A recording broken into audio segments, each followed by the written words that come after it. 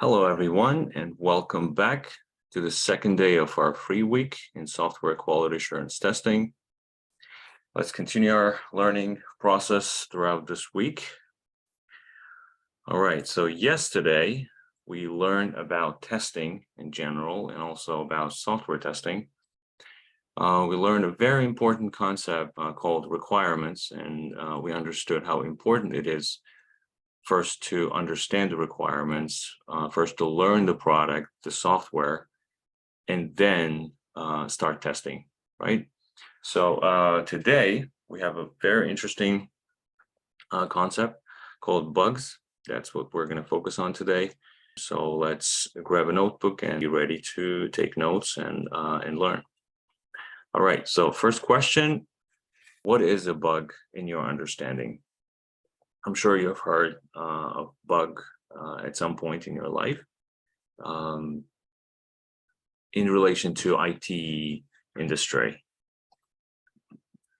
All right, so we're getting some mistakes, defect, mismatch between actual and expected behavior. So that's a very good explanation. Bugs are defects, a defect. Yep, we have a very knowledgeable audience not following the requirements. Thank you. All right, great. So let's continue. Bug is what is an unexpected behavior in computer software, if we put it in a very simple way. So you encountered a behavior and that was not what you were expecting. It was an error message, or the application completely crashed. You were trying to access, you have access to this application, let's assume, but it doesn't let you in. So you have this expectation, but the actual behavior is different, right? So this is when we refer to this behavior as a bug. Here's another explanation. I think I got this the definition from one of the attendees. So bug is a difference between the expected conditions and the actual results, right? And as you are testing, as you're performing test execution, yesterday we created one test case and we started running that test case. And what we were essentially doing was we were trying to compare the expected conditions with the actual behavior of the application. And for the most part, it was passing, right? We didn't encounter any issues yesterday. But today, we'll try to find such scenarios where we will see the unexpected behavior or a mismatch or the difference between the expected conditions and the actual results so that we can create a bug report. All right. Let's continue. Here's one fun fact: world's first computer bug. So it looks like the first computer bug was actually a bug. It was a moth. So it was a moth that was found inside the hardware at one of those large computers that used to exist as large as a whole room. And it was at computer lab of the Harvard University in 1947. And in fact, they took this particular bug out because it was causing malfunctioning in the software. And then they took the evidence, and then they placed that evidence in the logbook. And in fact, this particular piece of paper, or the logbook, is in display in one of the museums, I think. And nowadays, well, since then, it was, IT technicians, IT professionals officially has been referring to any unexpected behavior as a bug in the computer or in the software. And also we take evidence, right? Whenever we find a bug, we find this unexpected behavior, we take in evidence. But these days we don't take the bug and then attach it to the logbook, but we just take a screenshot and then attach it to the bug report. Something that we're going to see today. Okay. Now, here's a question, another question to the audience. Why do you think it is important to find the bugs earlier? Or even more importantly, why is it important to prevent the defects rather than finding the defects, right? Why do you think it's important for the companies to prevent the defects rather than finding the defects, or finding them earlier during the software development process? Yeah, here we go. So we have a very good answer here, because it's going to save time and money, and it's going to cost, well, yes, it's going to cost less, and because it's going to be very expensive if users will find them. Very good answer. Yes. And then you have the deadlines as well. Yes, that's correct. It's mostly about the cost. It's mostly about the cost. Here's this particular graph. This estimation is average, it's statistics, and it's done by IBM, if I'm not mistaken. So if you compare the cost of fixing the defect that was found earlier in the phase, and then it was found in when the product was already live and available to the general public, it's 100 times more expensive. So instead of $100, it's $10,000, basically, right? So the life cycle that you're seeing here is pretty much same for any product that you could imagine. Cars, let's take automobiles for example. They also, initially there's this requirement, process where they put together, how they want to design the car, and then they go through the design process. They have this specific, documentation and specifications are created, and then they start building, and then they test. Then if it successfully passes all the tests and all the regulations and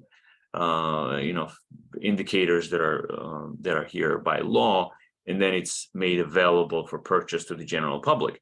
So just like that, this life cycle, the idea of life cycle is applied to the software industry as well. So for the software to come into life, to be available to the general public, it goes through this life cycle of requirements, and then there's a design phase, and then it goes to coding, right? The developers also not coding out of a thin air. They are actually coding based on the specific, technical documentation, design documentation.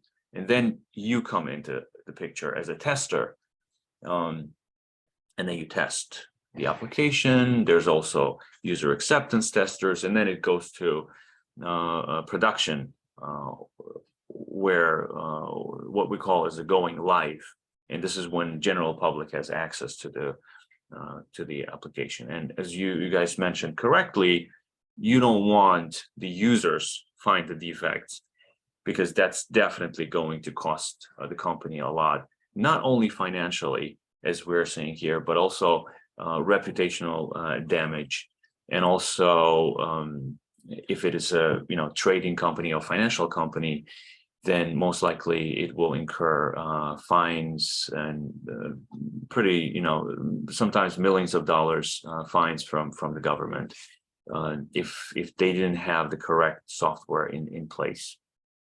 Especially banks are very careful in this, and therefore there's a high demand for software testers in financial or in fintech industry, pretty much.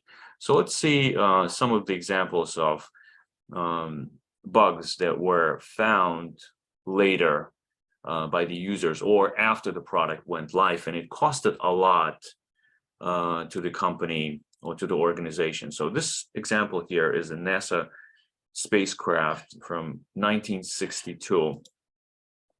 And the story here is that the spacecraft basically was supposed to go to Venus and then explore the planet, but it crashed 5 minutes after the launch, and it costed at that time $18 million.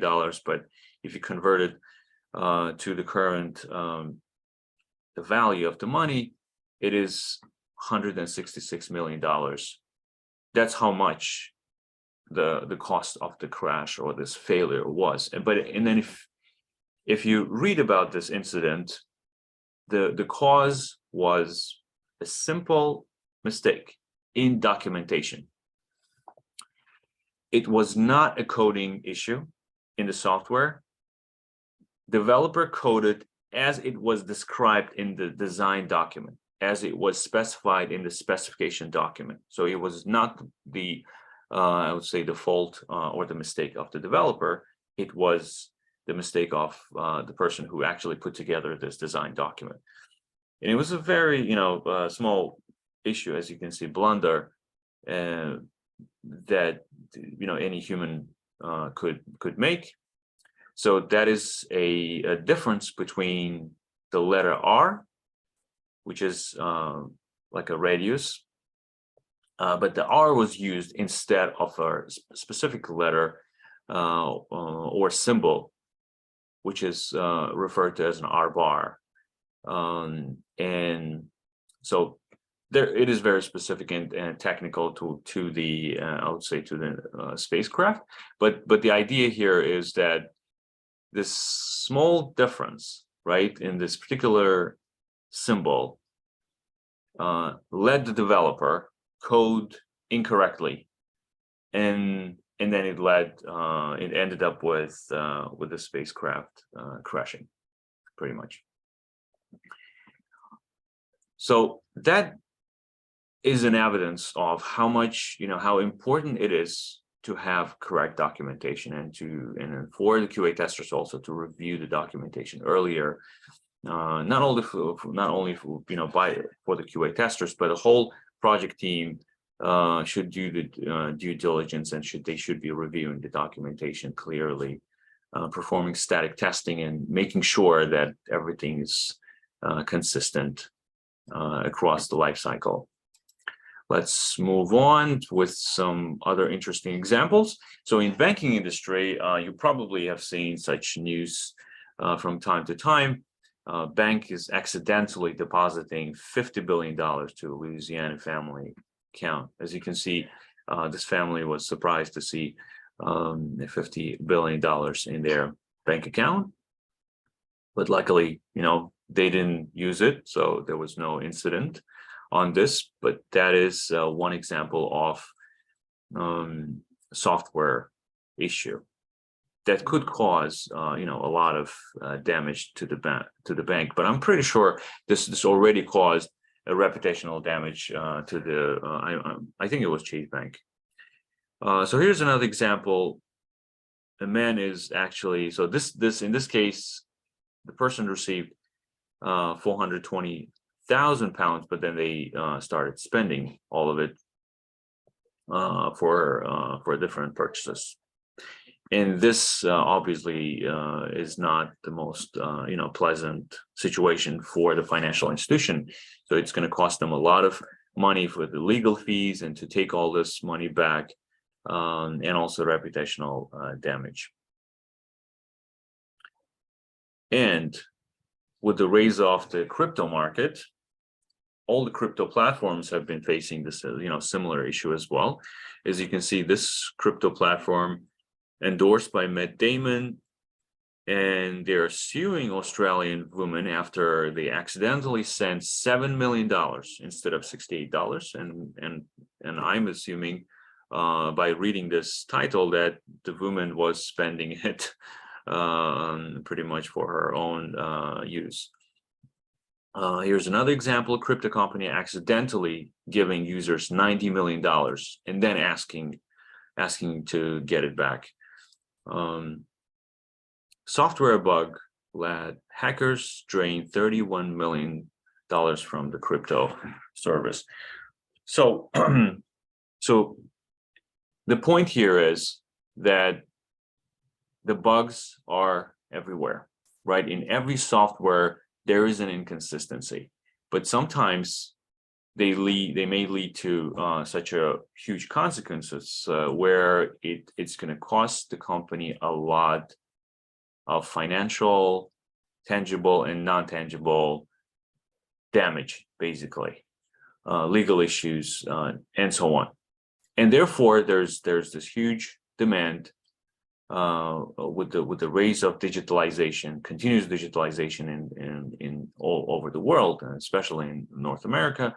There is a huge demand, and there will be this demand for the QA testers, quality assurance testers, so that there's a additional layer of auditors, additional layer, pair of eyes who are looking at the software, who specializes in finding the bugs and then minimizing this kind of risk, basically, for the companies, especially in fintech industry.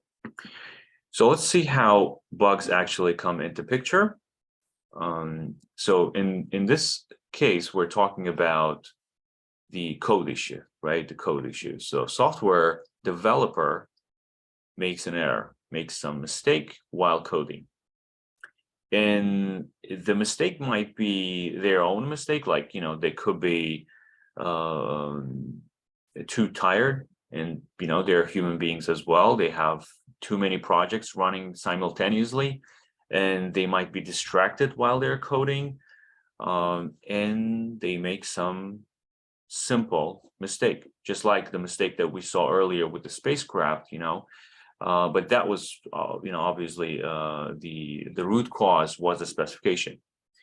But developers can also make mistakes just putting a wrong symbol. Instead of putting a greater than sign, they can put greater than equal, or instead of putting less than sign, they can put greater than sign when they're coding in specific programming language, and that's going to lead to bugs, right? That's going to lead to a bug, right? So error or a mistake leads to a bug, and the bug leads or shows itself as a failure to the users. And you as a tester, when you're putting yourself in user shoes and you're testing the application, that's what you will see for the most of the time. And of course, there are bugs that are hidden as well, so which doesn't easily reveal itself. But today we're just going to cover those bugs which are obvious to detect, which are going to reveal itself as a failure, as error messages. And one of the most obvious messages that you could get is an unexpected error.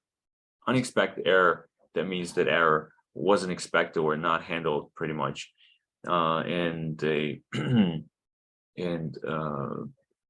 a tester, you would be taking a screenshot of such issue and then reporting it to the developers. And we're going to talk about the life cycle of the defect separately as well. So let's see some of the examples of the error messages you could see. I'm pretty sure you have seen 404 message at some point in time as you were surfing the web or going to web pages, right? 404 means that the page wasn't found, or so it doesn't exist. Unexpected error message from a desktop application, for example, and another unexpected error, and then suggesting you to quit and restart. So those kind of error messages, unexpected error messages, we call them as a showstoppers for the most part. And what is a showstopper? Showstopper is a defect, a type of defect that's actually going to stop you from testing further. That's why we call it as a showstopper, because it's pretty much stopping you from continuing your work as a tester. And it might impact your testing deadline, and then eventually the project deadline as well. Okay, and you will get this kind of defects or the pop-up error messages mostly whenever you're clicking action buttons such as login. You try to log in and then you get the error message, or you try to click save or approve or reject or submit. So pretty much all those action buttons that you would normally see in any application that might potentially lead to such unexpected error messages. Another category or classification of bugs are permission issues. And most of the companies in fintech industry, financial and in technology, they're expecting the testers, the candidates, to be able to test permission issues as well, or to have experience in testing the permission issues. So what is permission issues? That is roles and permissions related bugs. You see, if you have ever used any application where there are different roles, you will be able to relate to what we're trying to explain here. So most of the applications in banks, in trading companies, they have roles implemented in the application. So whenever you submit your transaction, let's say you want to do a wire transfer and you go to a bank and you just submitted your request, and then they created a request or started the process of the wire transfer. But that doesn't happen instantly, right? So the wire transfer starts, it's pending. And why is it pending? Because there's another layer of managers, most likely, and they have to go into the system and they have to approve. So there's one role who submits and there's another role who approves, right? So that's a very simple way of two-layer approval process, basically. It's also called as a 4-eye control. 4-eye. So that means there's two eyes, and there's another pair of eyes that are looking at the transaction and making sure, okay, that looks right, and then they just approve, and then it goes through. So this is what the roles and permissions is about. And let's say you have a permission according to the documentation, according to the specification, you have a permission to submit, but you're going to the application and you want to submit, but the submit button is disabled. So this is one example of a permission or roles and permission type of bug, right? So you have a permission to submit, but the submit button is disabled. Here's another example, access denied message. So imagine you have access to this particular page as a viewer role, but you're getting an access denied message. So that's common type of errors or the bugs that you could find as a tester. Usually those kind of issues are revealed during quality assurance testing process. Usually they do not go to the production or further to the users. Another classification of issues or the bugs are formatting issues. Formatting issues are a very minor type of bugs, but they also matter. And so let's take a look at them. First example is 1000 separator. 1000 separator expected format, as you can see, expected format is that for every 1000 there has to be a comma so that it's readable, so that the employees of the company or of the bank, they can see what they're typing in, or the amount of the transaction, so they can quickly, just looking at it, they can understand the amount. Now, and you're testing. Imagine you're a tester, and then you're given this application, and you look at the number, and then it's something like this in the actual implementation, a bunch of numbers. So this would be literally impossible, right? So you really have to go in and then count the thousands, and then you're going to lose your count halfway through. So that's something that definitely has to be fixed, right? This has to be fixed. So another issue is trimming and truncation. Trimming and truncation issue. So expected condition is that the system must have 4 decimal points. 4 decimal points after the point, 5 point, and then 12 and 6 2. But looks like actual implementation was that it dropped the last 2 digits.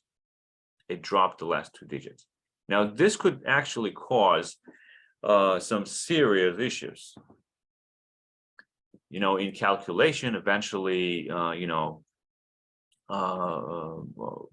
if it's a trading company, especially if you've ever purchased a stock or a Bitcoin for that matter, or any type of cryptocurrency, you can see that the prices actually go with several decimal points.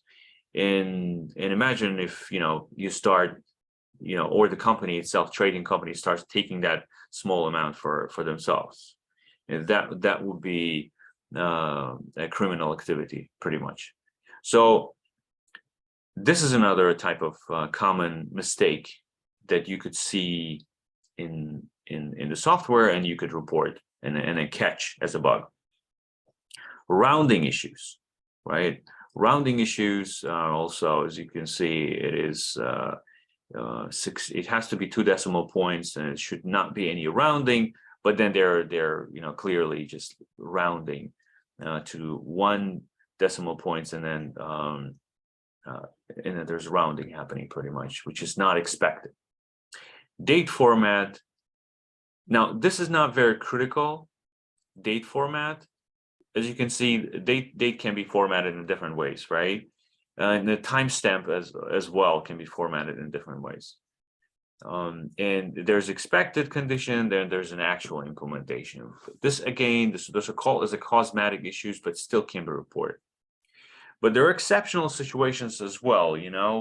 Let's say this particular formatting is expected by another application that is communicating or integrated with this application that you're testing, right? As I mentioned yesterday, applications in today's world, they don't work in isolation. They're always, receiving some information from another application and also sending some information to another application through the API.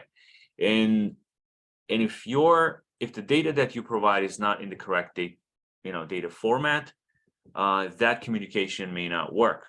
So accordingly, you have to take that into account as well as you're looking for bugs, and if you're evaluating, like, should I raise about a bug defect report or not?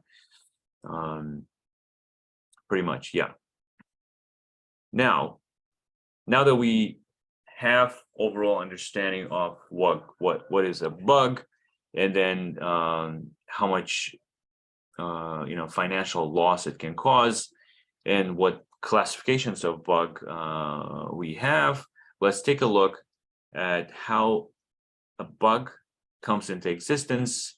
A bug report pretty much is reported, and then how it moves through the QA team and development team. When we say development team, we're talking about the developers. So the first step is you found the bug, right? So this is the happy moment for the testers. But then again, overall, I understand that this is not a good thing for the project. But if there were no bugs, this career wouldn't exist. So it is always expected. The bugs are there, and another frequently asked interview question is that why can't developers test their own code?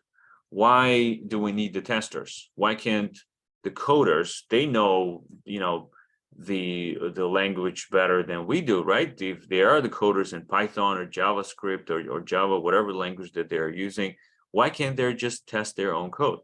The answer is that they actually do test. They do perform specific type of testing called unit testing.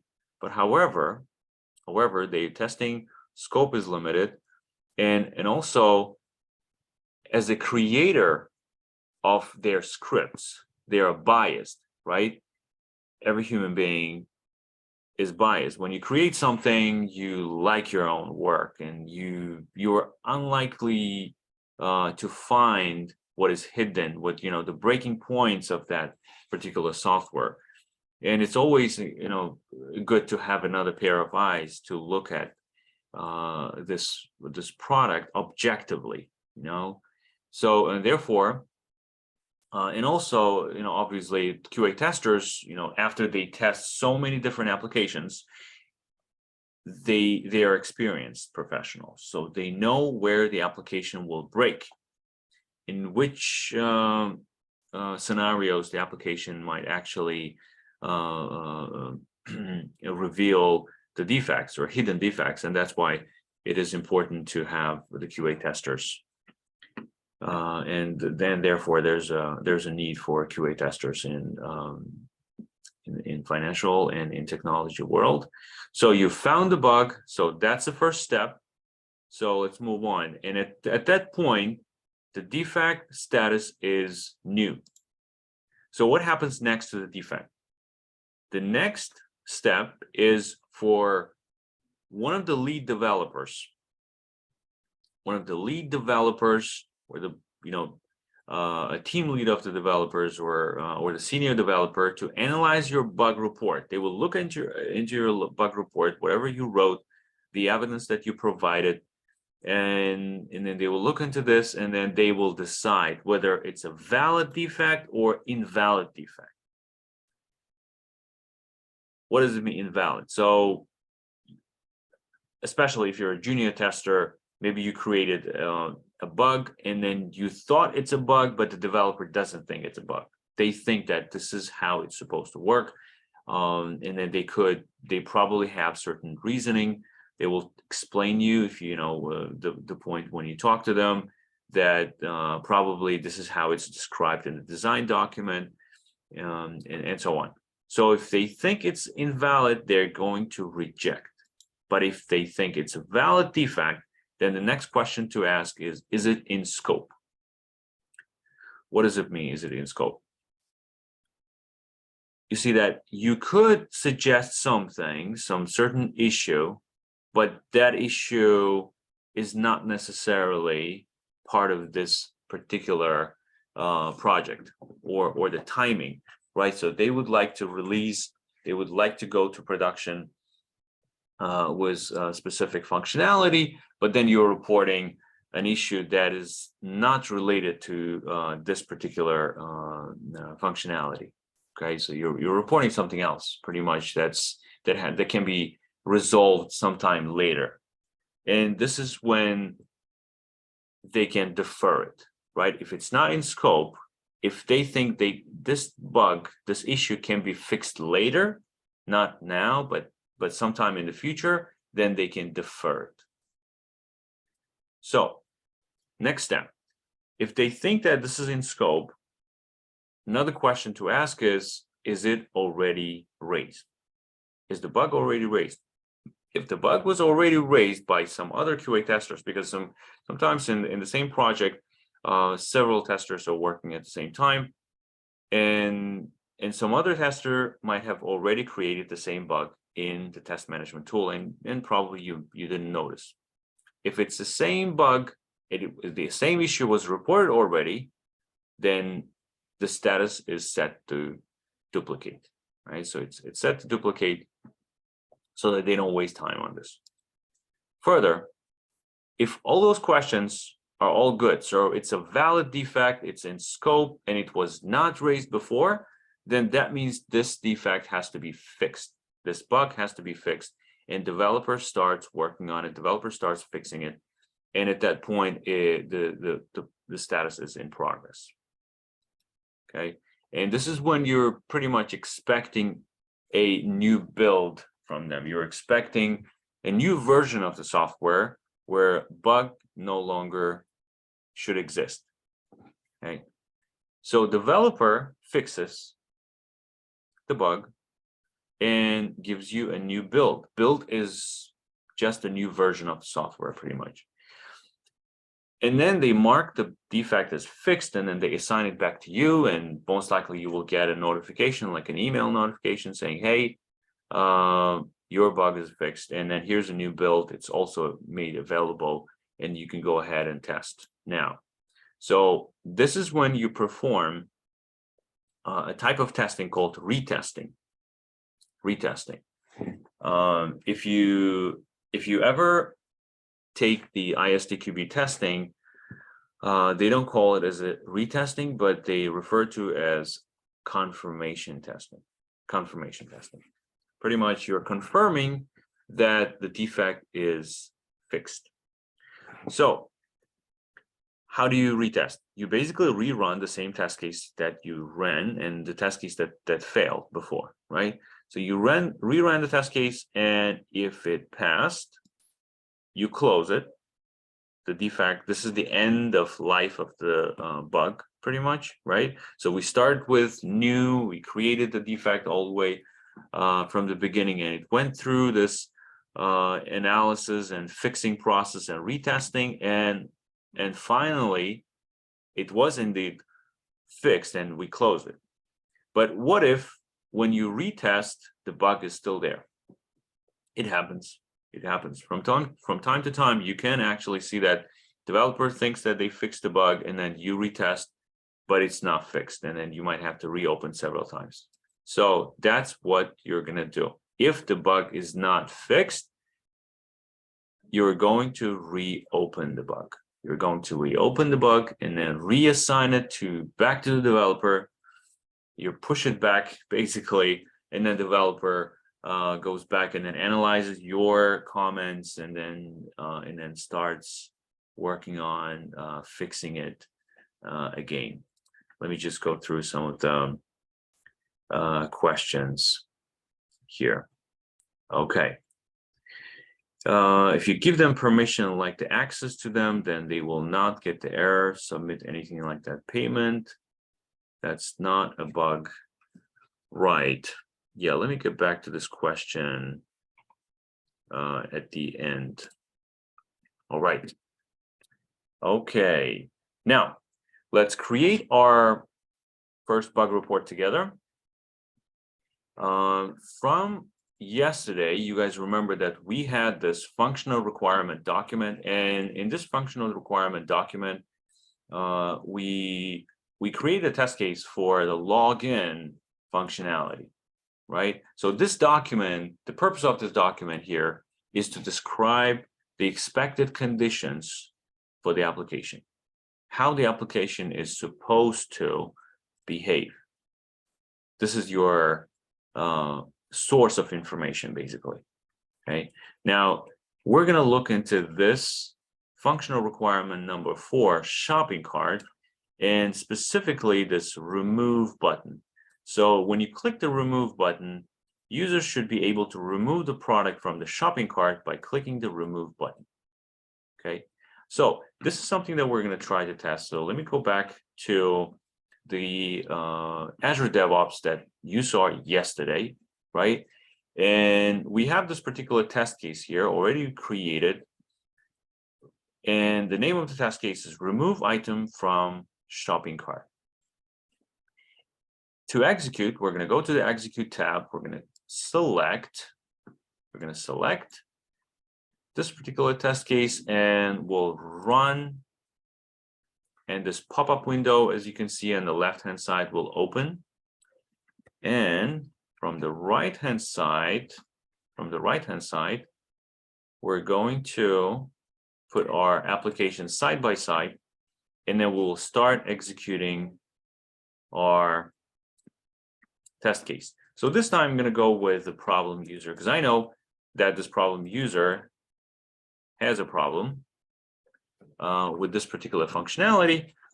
But of course, as a tester, whenever you're testing, there will not be a problem user. This is an application just for demo purposes, so that you can see the actual bugs and issues in the application.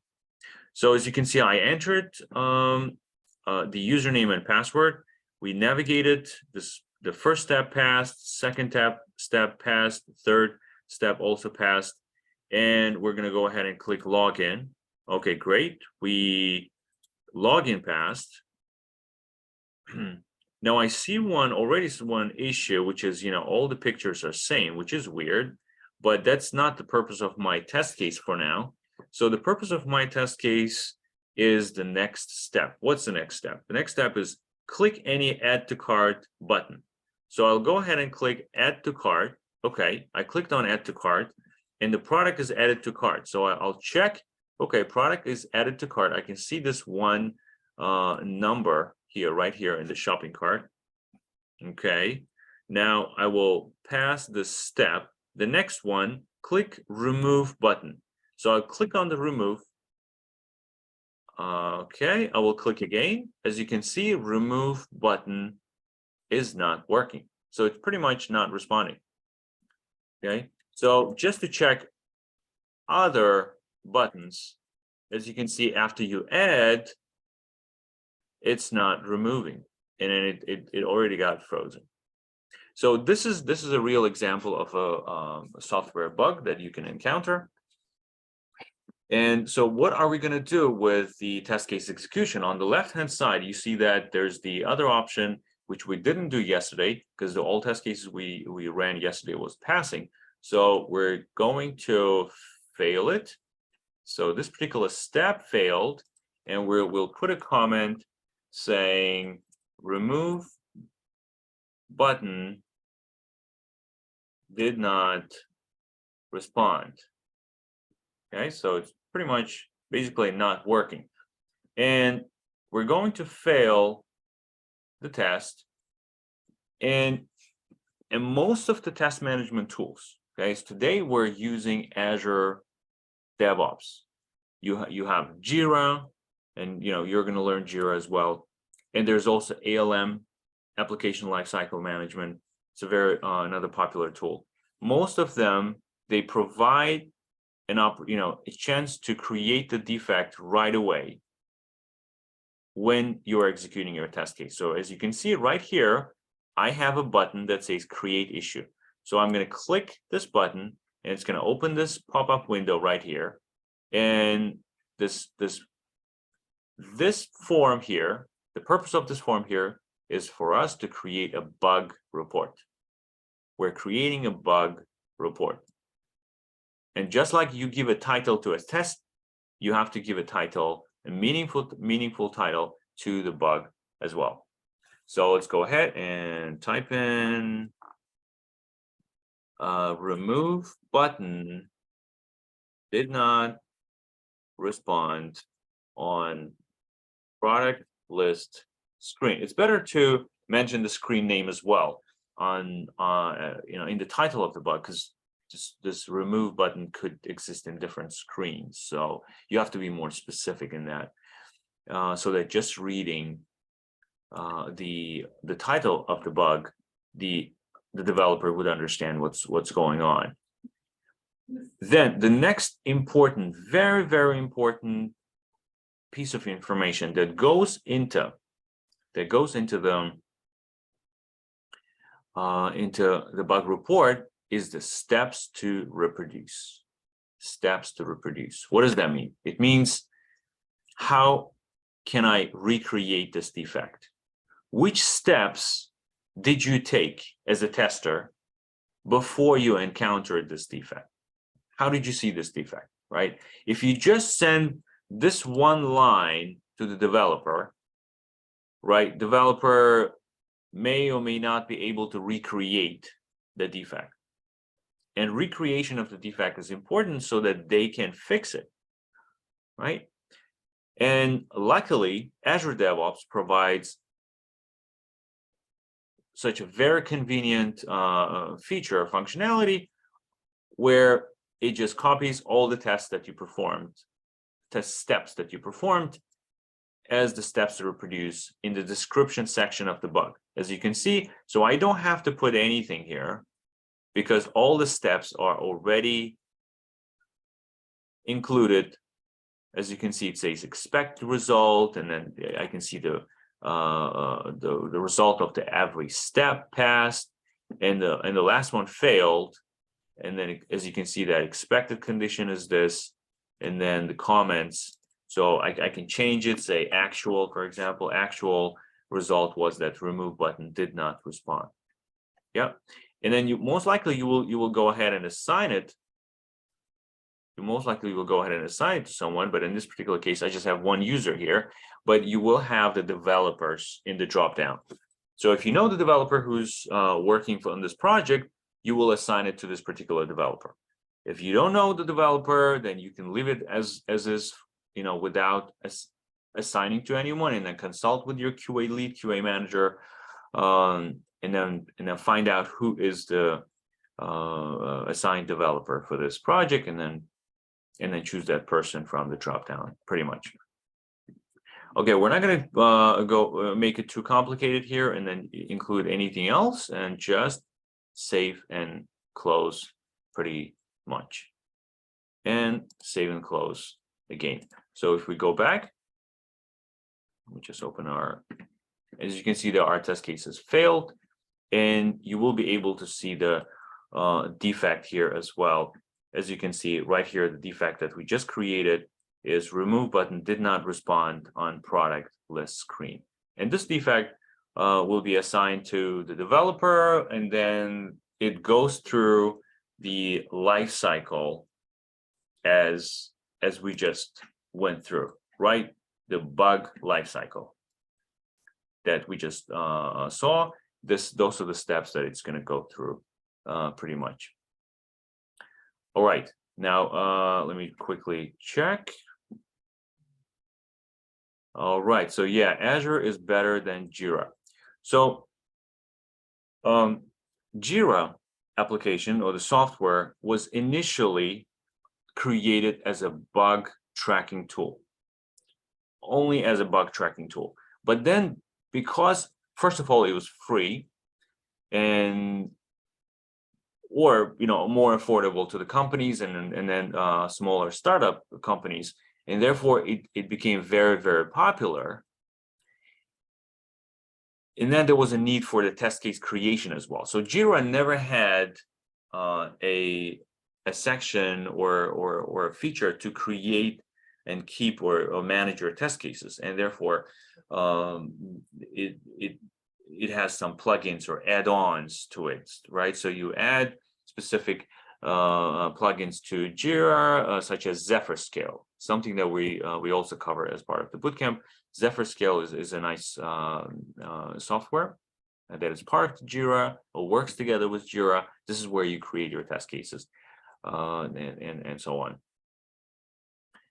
All right, let's go on. Now, here's the example, another example of the bug from the Azure DevOps. As you can see, you have the steps here, steps to reproduce. In this particular case, steps to reproduce are put in manually. So depending on which application, which test management tool you're using, you might have to enter the test steps to reproduce manually. So you basically have to go and say step 1, step 2, step 3, and step 4, and so on. Sometimes you create a bug without creating a test case. That could be the case as well, right? You just found a bug and you really need to report it now, but you don't have a test case for this. And you have to communicate this now. So you will go ahead and create a new issue, create a new bug, even in Azure DevOps. And that's when you don't have the steps to reproduce, but you have to put in your observation. How did you find that defect? So that developer can easily perform root cause analysis. Now, this is an example from Jira. As you can see, steps to reproduce right here. Very similar. You have the title. or the summary of the defect, and then you have the description of the defect. This is where you put in the steps to reproduce. And here's another example from another tool. This is HPALM. Same thing. You have the steps to reproduce, and you also including the user information. It's very important also to include which user ID and password you use to test this particular application, so that they can go to your environment, to QA environment, and then check with the same user and then password, and then do quick root cause analysis, basically. All right, let's move on. Here's a very interesting question and a frequently asked question during the interviews. We personally, I personally ask this question all the time whenever we conduct interviews. What if developer rejects their defect? Remember when we covered earlier the defect bug lifecycle, we went to the point where developer could actually reject your defect. They could consider your bug or your defect as invalid and then reject. So the answer should be, right, or the steps that you should take should be pretty much logical, common sense here. So the bug is rejected, and the steps here would be, first of all, understand the reason for the reject. Usually, developers leave a comment. If they didn't leave any comment, ask them to put a comment. So in any test management tool, there's a place for discussion board where they can put comments, and then even mention you, like tag your name or your user ID so that you get a notification. So read that comment and try to understand their reasoning. And if the reasoning is something like, I can't reproduce, I'm checking in my environment and everything's working fine, I don't see this defect, right? That happens a lot. Developers can simply reject and say, I don't see this issue. I tried to check, I tried to see this, but I could never find this error message. So in this particular case, you will have to go back, and then your second step would be try to reproduce, try to recreate that defect again. Make sure you attach an evidence and screenshot to your bug report. It's very easy to attach it. You can just copy and paste, or there's an attachment option in any test management tool. Basically, it's common sense. If you can reproduce, if you can still reproduce, then this is when you can push back. This is when you can, if you still think this is a valid bug, then either send an email or schedule a call, schedule a meeting with them. Make sure to include your QA lead. Most likely when you start, you will be a QA tester, either an ETL tester, a manual tester, or automation tester. So just include your team lead or a QA manager to the call, so that they can also be aware of this discussion. And then this meeting will be a platform for you and for the developer to discuss, understand each other better, and then come to one consensus, to one conclusion. And most likely you will come to one conclusion. And then, either if your reasoning is true, and if it matches with what's described in the documentation, most likely developer will go back and then do more root cause analysis, find the defect, or recreate the defect basically, and then try to fix it. During the call, you might, actually provide a demo. You might demonstrate the defect live for the developer, so the developer can see with their own eyes and then say, okay, yes, oh, okay, that's what I missed. Probably I was missing this particular step there. But if you think that developer is right, if their reasoning is right, the way that they explained is correct, maybe you were using the wrong version of the software, maybe you were using a different browser. So application was meant to be used in a Firefox, for example, but you were using Internet Explorer, although Internet Explorer is already reached its end of life, and now it's Edge, Microsoft Edge. So you have to make sure that both developer and the QA, both of them, they're using the application in the same environment, in the same version, in the same build, and in the same version of the browser, type of browser, if it's a web-based application, of course, because that could make a difference. Now, let's talk about the severity and the priority. That's another interesting and frequently asked question. What's the difference between severity and priority?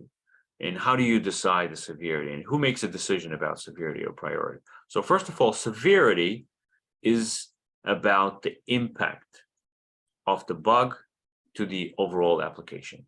How much impact this bug is causing to the application. Remember earlier we talked about those unexpected errors, right?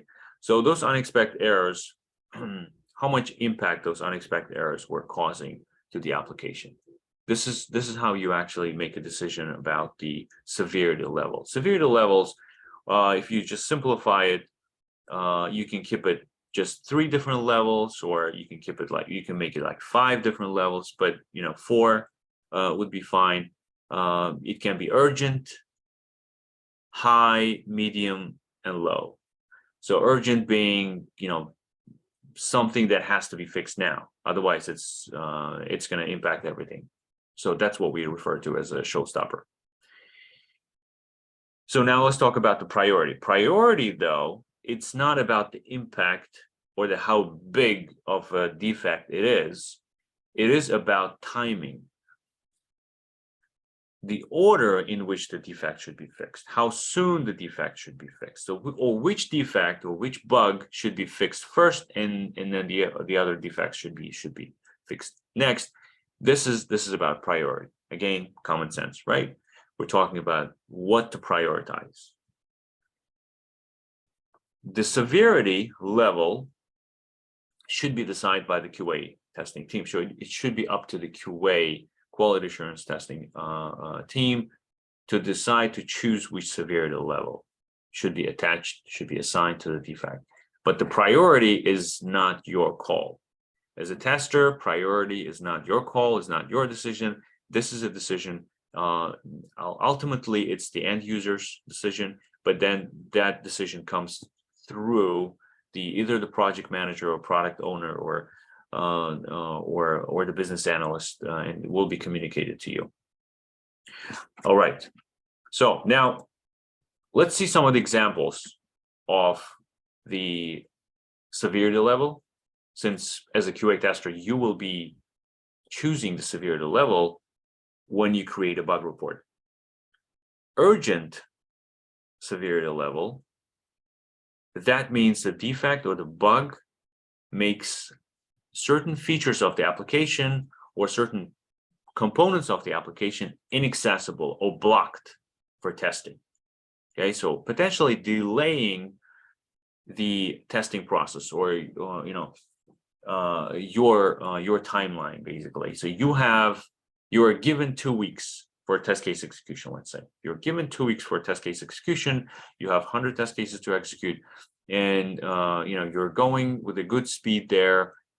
And all of a sudden, you just ran into one particular issue that's not letting you to go further. The whole block or the component of the application is not accessible. You can't test. You have another 50 test cases, but you cannot execute run those test cases because you can't access that part of the application, right? So, because again, that's an example of a showstopper type of bug.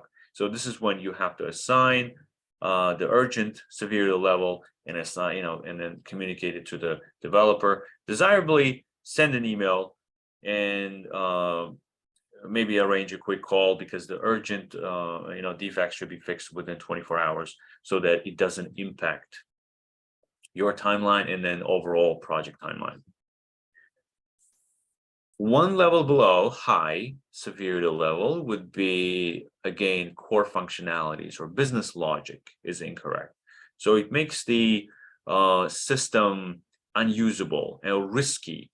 You can access all the components. It's not inaccessible. It's not blocked, but the core logic is working incorrectly. Let's say incorrect calculation of interest rate for the mortgage application. So that would definitely make the application, useless at the end of the day. It has to be fixed. So this is an example of a high severity level. Let's go one level below. That's medium severity level. Medium severity level. Whenever you hear this word medium, think about workaround. Okay, this is what makes it different from the low. So